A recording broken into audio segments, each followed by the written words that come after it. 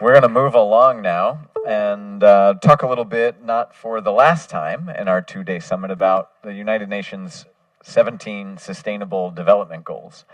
If you haven't heard of these goals, I'm happy to bring them onto your radar. The UN's SDGs, as we sometimes call them, seek to transform the world by 2030. Just that.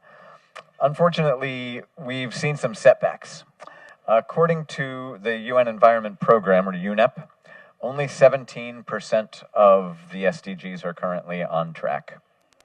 Among other things, multiple conflicts, escalating geopolitical tensions, and rising inequality have stalled progress. But it's not all bleak. The Global Framework on Chemicals has seen progress on tackling pollution, particularly plastics and waste reduction. Member states have adopted a treaty to protect biodiversity in the ocean beyond national borders. Capping the year, this year the United Nations Climate Change Conference, COP28, delivered a clear call on countries to transition away from fossil fuels and reinforce their commitments to renewable energy targets. As a leading global authority on the environment, UNEP works tirelessly to facilitate these advances. And to walk us through the SDGs at their midpoint, it's my pleasure to welcome our keynote speaker, Jamil Ahmad. You want to join us up here at the front of the room? Thank you. Jamil Ahmad is the director of the United Nations Environment Program here in New York. He joined UNEP in 2008 as the secretary of the governing bodies based in Nairobi, Kenya. Prior to this, he directed negotiations on climate change for the Group of 77 in China, representing more than 130 member countries under the UN Framework Convention on Climate Change. Mr. Ahmad, thank you for joining us. Social innovation and collective action are core credit union values. With that in mind, as you share your thoughts on the overall progress of the SDGs, I wonder if you might speak to how the SDGs are relevant for credit unions today and how credit unions can act as catalysts for positive change. Thank you very much, Chair, and very good morning, distinguished participants to this very important seminar. I understand from the last words of the previous speaker that you already are pretty much familiar with what we call the existential threat of climate change. So I would try to give you an overview of how things stand today and how we came to this pass. But first of all, thank you again. This is, I think, the second time that I'm meeting this distinguished group of people, and it's always a pleasure to learn from you and to interact with you and to share ideas with you. We just heard SDGs were adopted in these very premises in 2015. And they were a replacement or a successor to the Millennium Development Goals, which were adopted in 2000. So from 2000 to 2015, and then from 2015 to 2030. So SDGs are part of the 2030 Agenda for Sustainable Development, which is a comprehensive framework and a roadmap for step-by-step targets for sustainability in numerous fields, in all fields of sustainable development, whether that is poverty eradication, which is the first goal, and it is not without reason that poverty eradication has been put as goal number one in SDGs. Then we have goals on water, we have goals on education, we have goals on life on land, we have goals on life underwater, for oceans, for air, for industrialization, for health, and for many other subjects which are equally important and which are cross-cutting.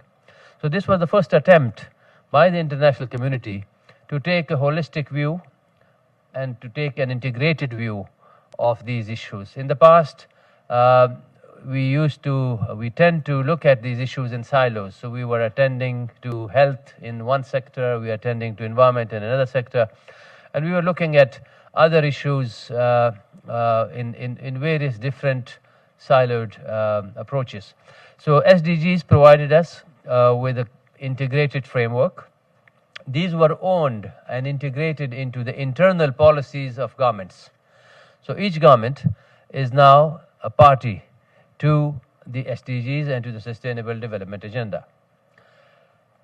In the last so many years since these were adopted, since 2015, the implementation of these SDGs was erratic and uneven.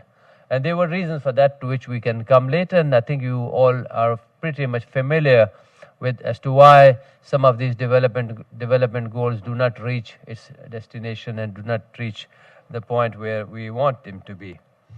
The UN system is a very diverse and very, I would say, broad system which works on these issues from different angles and at different levels. So we have the programs and funds like the United Nations Environment Program, which I represent, which is the lead UN agency which works on the environment.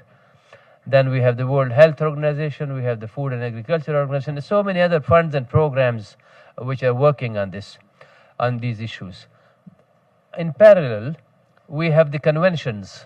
So we have a host of conventions on climate change, on environmental issues and biodiversity loss and desertifications and chemicals and hazardous waste, and on so many other related issues, migratory species, endangered species. These are legally sovereign or independent entities, these conventions. They have their own legal status, unlike the programs which are intergovernmental bodies. They also have intergovernmental legislative organs like the Conference of Parties, which are known as COPs. And we will be having this year 3 important COPs in 3 months, one after another. So this month we will be having a COP of biodiversity in Cali, in Colombia. Then we have the COP 29, the famous series of COPs 26, 27, 28, and we are now 29 of the Climate Change Convention. This time it will be held in Azerbaijan, in Baku. That will be followed by the triplet of the Rio Convention, which is the Convention on Biodiversity. And this year that convention will be having its COP in Saudi Arabia. So these 3 COPs, although they are distinctly addressing desertification, biodiversity and climate, they are all very closely linked. And the link that is more visible is their work on land. Land provides the common denominator for these 3 conventions: desertification, climate and biodiversity.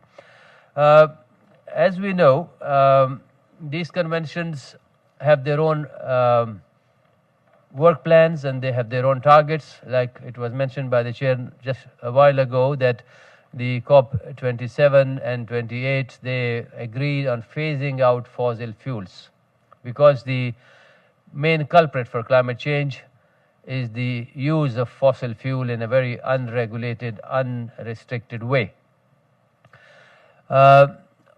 This COP now in Azerbaijan will look at the level of implementation of the goals and agreements that were set by previous COPs meetings. It will also look at a very important subject of finance, because finance is a biggest enabler for these goals, and it's also a biggest hurdle if there is lack of finance or there is insufficient finance. So in 2009, the international community and the developed world had agreed to provide $100 billion as support to developing countries for mitigation and adaptation. That goal was belatedly met last year, but it was insufficient and still very much insufficient. According to estimates by the International Resource Panel and other, we now need close to $600 billion annually to support developing countries only for adaptation, and mitigation is another important area.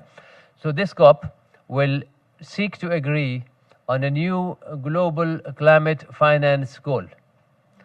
This goal, the discussions were held just even last week on the pre-COP meeting, will replace that 100 billion target, and it will set on track the work of COP based on contribution from a wider donor community, not just from the ODA-based targets of the previous system. So they will try to seek contribution from private sector, from industry, from domestic sector, and also from philanthropy.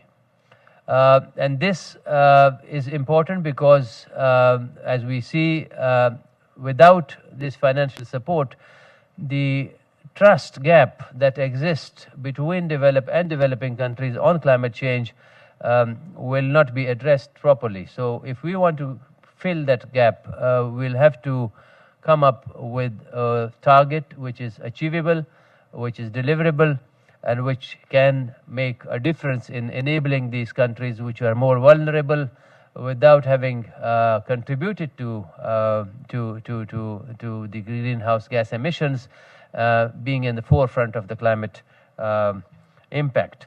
So this COP is important in that sense. In between, we have had the Summit of the Future. And I'm sure you all have learned and heard and watched how this summit was organized here. It was one of the very important events by the Secretary General. In fact, he was the idea was his when he proposed this in his Common Agenda program 2 years ago. And then it was followed by a number of policy papers, policy briefs, 11 in total, which looked at different aspects of the SDGs which were in need of attention. So this was negotiated over a period of more than 1.5 years here in these rooms. And in the end, it was adopted by consensus this September. This, the outcome has three different documents. One is the Pact for the Future. The other is a Global Digital Compact. And the third one is the Pact on the Declaration on the Future Generations. 4 or 5 areas of this pact are important, and I will touch upon it. One is the sustainable development. Of course, we are talking of SDGs. The second was international peace and security, science and technology, youth and future generations, because today we have the largest and heaviest youth bulge in the world. The percentage of youth population today is the highest ever in recorded history. People under 25, people under 30, in some cases even people younger than that. And most of these young people are in the global south, especially in Africa. And another aspect of outcome on the area where the Summit of the Future focused was the global governance. You might have heard the Secretary General speaking time and again of the need to reform the international, the architecture of the international financial institutions. And that include very much the banking sector at the heart. Why? Because the international financial architecture was established after the Second World War, and at that time the dynamics and the demands of the international financial system were different than what they are today. Climate change was not an existential threat then. Biodiversity loss was not as serious as it is now. Desertification was not rapidly expanding as it is now. So these issues, and poverty, of course, the main problem. For the first time now, we are seeing that poverty is again on the rise. So these outcomes will turbocharge the SDGs. They will not replace the SDGs. They will not replace the 2030 agenda. They will try to put vigor and strength into those SDGs and try to bring them back on track. So, as I said, youth is a key component, and that is not without reason, because decision-making processes will be more stronger if we have the input of youth in these. The 2024 report of the SDGs again was alarming because it reiterated the fact that we are losing time and we are off track. So in these years since 2015, we are only on track for 17%, some say 15% of these goals, and the rest also are lagging behind. So not only they are not on track, they are much further back. Inequality is another issue. Inequality is rising, and it is slowing economic growth, and it is slowing also social progress. It is directly affecting financial institutions, banks, credit unions, which are deeply connected to the well-being of the community. As poverty increases and economic growth stagnates, borrowers face greater difficulty in repaying loans, heightening credit risks. At the same time, declining health, education, and overall stability in vulnerable regions add to the challenges, creating uncertainty in financial planning.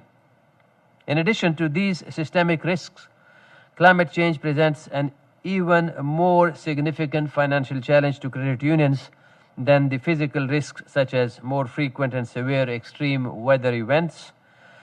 These risks can damage real estates, lead to loan defaults, and reduce property values. Yet, climate change also presents opportunities for the financial sectors, especially the credit unions, including the credit unions, to develop innovative green financial products and services. By catering to the growing consumer demand for sustainable options, credit unions can attract environmentally conscious members, boost business growth, and contribute to the transition towards a low-carbon economy. Key climate risks and opportunities for credit unions include physical risks from extreme weather events, which can damage properties secured by mortgages and disrupt local economies and borrower repayments, alongside coastal erosion due to rising sea levels. Transition risks arise as industries shift to a low-carbon economy, potentially negatively impacting fossil fuel-dependent sectors and creating regulatory uncertainty for borrowers. A recent study by the National Credit Union Association highlights the significant risks posed by the climate-related disasters to credit unions. Using FEMA's National Risk Index, the Office of Chief Economist found that roughly 1/4 of federally insured credit unions, representing 1/3 of the system-wide assets, are located in areas with high or very high natural hazard risks. Minority depository institutions face even greater exposure, with over half located in high-risk areas. Credit unions, mostly vulnerable to natural hazards, are primarily situated in coastal regions. On the financial opportunity front, credit unions can tap into growing market of eco-conscious consumers by offering green lending products for renewable energy projects, energy-efficient home improvements, and electric vehicles, while sustainable investments options and community engagements enhance members' loyalty and brand reputation. So, dear distinguished participants, this was an overview of how the climate change risk and the overall threats to sustainability are affecting the life on Earth, on planet.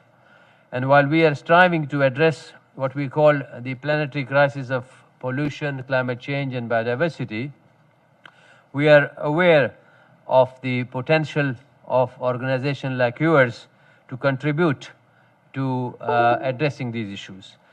Our own organizations continue to highlight this critical role by working with them through various initiatives to address the global environmental, social, and governance challenges, also the ESG challenges as we call them. Our UNEP Finance Initiative, as you would know, brings together 500 banks, insurers, and investors which are managing assets exceeding $170 trillion to catalyze action across the financial system. And by connecting the UN with financial institutions, our UNEP FI Sustainable Initiative helps shape sustainable finance practices, develop industry frameworks, and provide tools for transitioning to a sustainable and inclusive global economy. In 2018, we worked with 32 banks, to draft and ultimately at the UNGA in 2019, 132 banks and their CEOs launched what we call the Principles for Responsible Banking. This September, we celebrated 5 years, the 5th anniversary, by which time 54% of the banking industry by assets has signed up to these principles. The principles of banking, responsible banking, I don't think I'll have to go into details, but this is a unique framework for ensuring that signatory banks, their strategy and practice align with the vision society has set for its future in the SDGs and the Paris Climate Agreement. Our financial initiative also recognizes that climate, nature, and biodiversity are important for healthy and inclusive economies and also for human rights as the fundamental priorities. In conclusion, let me point out a few more areas where we think the credit unions can help, as they are at the heart of these efforts for fostering financial health and inclusion by providing accessible services to the underserved communities. With deep local ties, credit unions can play a critical role in supporting members' financial well-being, offering products that cater to low-income individuals, small businesses, and marginalized groups, which are often excluded from traditional banking. As inequality and climate change intensify, the priority for credit unions is to strengthen their role as partners for resilient communities. Financial institutions play a crucial role also in accelerating the transition to green economy, and credit unions with their strong connections to members and local communities are uniquely positioned to drive positive change while enhancing their reputations as responsible corporate citizens. Financial cooperatives can make a significant impact through three primary avenues: assessing the environmental footprint of their operations, evaluating and engaging with stakeholders. As members-owned non-profit organizations, credit unions prioritize community well-being and ethical practices. By promoting environmental sustainability and social responsibility and good governance, credit unions enhance their reputation and commitment to their members. Focusing on sustainable practices enables credit union to identify and manage risks related to environmental impacts and social responsibility. And it is this proactive approach which can protect them from potential legal, regulatory, and reputational risks as the expectations around disclosures and practices evolve. By investing in initiatives that benefit local communities, such as affordable housing, renewable energy, and support for local businesses, credit unions reinforce their role as positive community stakeholders while fostering economic development. Let me conclude by saying that we are in a difficult bind in a world which is confronted by several challenges, but the role of credit unions is crucial like everybody else. And we, all of us, at every level, at every area of the work, we have to try to contribute to make sure that our travel, our journey to sustainability goes unhampered. I thank you all for your attention.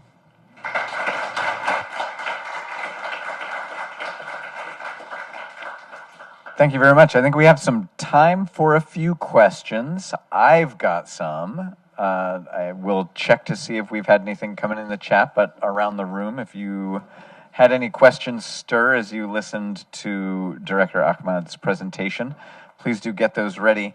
I want to first clarify, just because it went past quickly and I wasn't quite sure what I heard. The amount necessary annually for developing countries was $600 million or billion? Do you want me to answer now or take another No, question? no. Right. So there are different estimations, and these estimations for adaptation only. I'm not talking of mitigation. Range from 600 billion to 1 point something trillion. Okay, with a B. Yes. Okay, I wasn't sure at first, and I thought, no, 600 million, we've got that in the room here. Oh, please. We can begin with that. Okay, so I really appreciate you coming, helping us understand the importance of localizing these SDGs. I want to talk, I want to see if at the beginning of this Q&A, maybe you can talk a little bit about the stakes, because I mentioned in the intro, 17% of the SDGs are behind for getting there by 2030. How should we take that one piece of data? Does being behind on the goals mean it's 2024, give up, there's no chance of success? Or does it mean we need to adopt a different approach to how we're doing these things? Right. So thank you. This is a very important question, and this is central to what was being discussed by the Summit of the Future. Because if we were to give up hope, we would not have the Summit of the Future. And the Summit of the Future was exactly designed to look at these aspects as to why we are lagging behind, why we are only on track for 17%, why not for 77%. In this midway, we are past midway in the timelines, but not past midway in implementation. So it looked at the causes, the reasons, the factors which have caused this delay, and the 56 actions that are there in the Pact of the Future are addressing these factors which have delayed the implementation. So we hope that with funds coming, with technical support coming, with more action on the ground coming from countries who have the ability to work on their own and not like others who have to wait for help, will stimulate a momentum, will create a momentum for implementation of these, because these are transboundary issues, climate change and biodiversity loss and all these. One country alone cannot do it, so unless everybody join hands. Yes, sir. Thank you. Great. We had a meeting with credit union leaders yesterday, and as you mentioned, there's a real role for credit unions and cooperatives on sort of the positive encouragement of both financial products that are green and sustainable, and how we communicate those. You also mentioned we're also been thinking a little bit about engaging with our risk partners within our institutions, and you said something that kind of stood out to me in the work at UNEP, as we saw in the last financial crisis, when there's sort of like systemic valuations of properties, become, inverted from their mortgages that are on the books.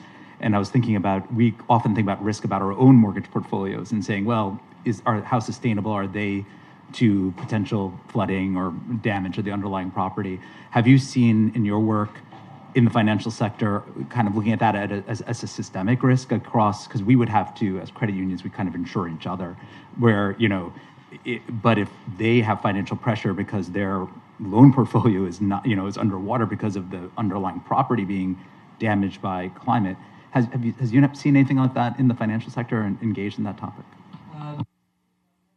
On these issues as such, but what I have read from our reports and my discussions with our experts is that yes, it is a risk which we are looking at as a systemic one, and which we want to address in a more broader way. So I will leave it at that. I have a question from the chat. Do we have an updated goal for investment surpassing $100 billion set in 2009, or will that be set during COP? That will be set during the COP, as I said in my comments. This COP is called, dubbed as the climate, as a finance COP, and it will seek to set a new global goal for climate finance. There is no figure mentioned as yet, but they are discussing it. I see a question over here. I think just start speaking and if you press the white button on the right side of the panel, the red light should come on. Thank you very much. Thank you so much for your comments. You said something early on about the need for setting a new financial goal. And one of the reasons that you cited, the first reason that you cited, is that without it, the trust gap between the emerging developing countries and the more established ones would grow. What are the implications of that?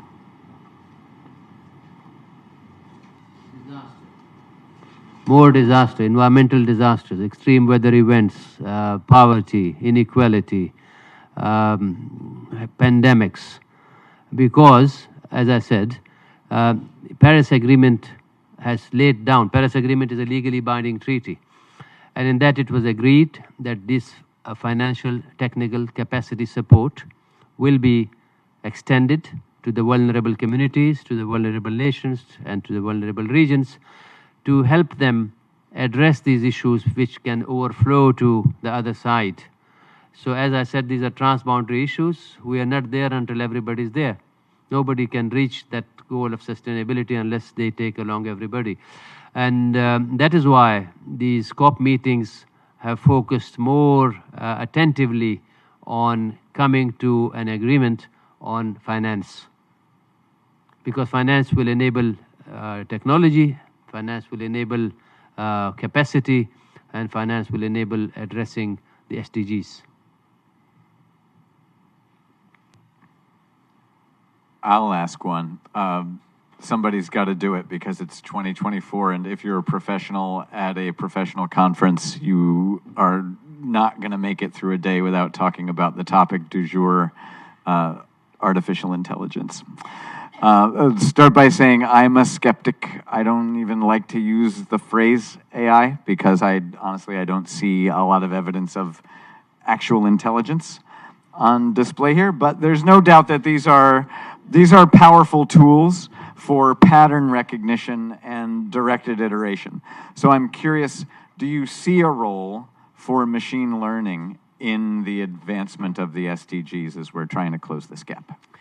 This was addressed in the Summit of the Future. Personally, you are scared, and personally, you are skeptic, and I'm scared. But that's not the reason, because this is a fact which we'll have to face. There may be danger, but there is also potential. So we have to see that how can we minimize the risks and the danger and maximize the potential for it. So exactly, the Summit of the Future seeks to put in place a governance system which can regulate the use of AI, which can make it available on an equal pedestal to everybody, and which can also highlight the sensitive, risky areas and try to avoid that while transitioning to a more modern way of handling things through artificial intelligence. So there's no escape from using artificial intelligence. It's already here, and it's already here. So how do But do you think it knows how many R's there are in COP29? I'm not sure that it could tell you correctly. I think it knows many other things. So it is fascinating how it has evolved and how it is changing the way we work, the way we live, and the way we would work in the years to come. So we now, through the use of artificial intelligence, we can predict environmental trends, we can predict environmental risks, we can predict environmental opportunities, whether that is in weather patterns, the patterns of subsoil water levels, rainfall, or even biodiversity at large. So this is a great opportunity for humanity to harness the potential of artificial intelligence in a way that adds to the value of life on planet for everybody. I will take that note of hope and optimism as a signal that we should wrap it up here. Thank you all. Please, everyone, join me in thanking Director Jamil Ahmad. Thank you so much for being here with us. I want to call attention on this subject to a helpful resource that UNFCU has used on its sustainability journey. The UN Global Compact's website, unglobalcompact.org. The UN Global Compact is the world's largest sustainability initiative. On that site, you can find free tools like the SDG Action Manager. They can help you on your journey. I encourage everyone to check it out. One more round of applause, please, for Director Ahmad for being with us today and thanking his thoughts.